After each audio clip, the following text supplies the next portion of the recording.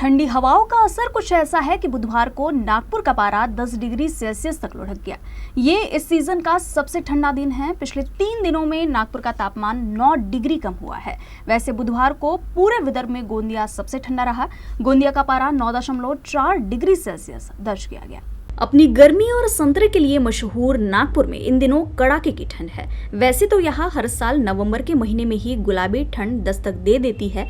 इस बार भी नवंबर में ही ठंड का आगमन हुआ, लेकिन उसके बाद चक्रवात के प्रभाव से हल्के बादलों के डेरे जमाने से नागपुर की वादियों से ठंड कुछ दिनों के लिए गायब हो गई थी। लेकिन उसके बाद अब ठंड ने जोरदार वापसी की है। नागपुर में फिलहाल कड़ाके की ठंड है। इसी सप्ताह सोमवार को आसमान साफ होने के साथ ही न्यूनतम तापमान में गिरावट का सिलसिला कुछ ऐसा शुरू हुआ है कि महज 3 दिन में नागपुर के न्यूनतम तापमान में 9 डिग्री की गिरावट आई है। बुधवार को इस सीजन का सबसे ठंडा दिन रहा। बुधवार को नागपुर का तापमान 10 डिग्री सेल्सियस दर्ज किया गया। नागपुर में 24 घंटे में न्यूनतम तापमान 2 डिग्री तक गिर गया है। मौसम विभाग ने चेतावनी दी है कि आने वाले दिनों में ठंड का असर बढ़ेगा।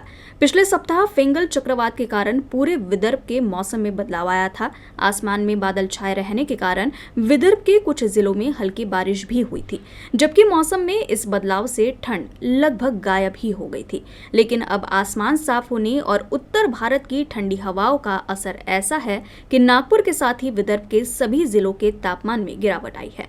विदर्भ के सभी जिलों का न्यूनतम तापमान 13 डिग्री के नीचे पहुंच गया है, जबकि बुधवार को गोंदिया सबसे ठंडा रहा। गोंदिया का पारा 9.4 डिग्री सेल्सियस दर्ज किया गया। फिलहाल तो ये स्थिति है कि पूरे राज्य में विदर्भ प्रांत सबसे ठंडा है।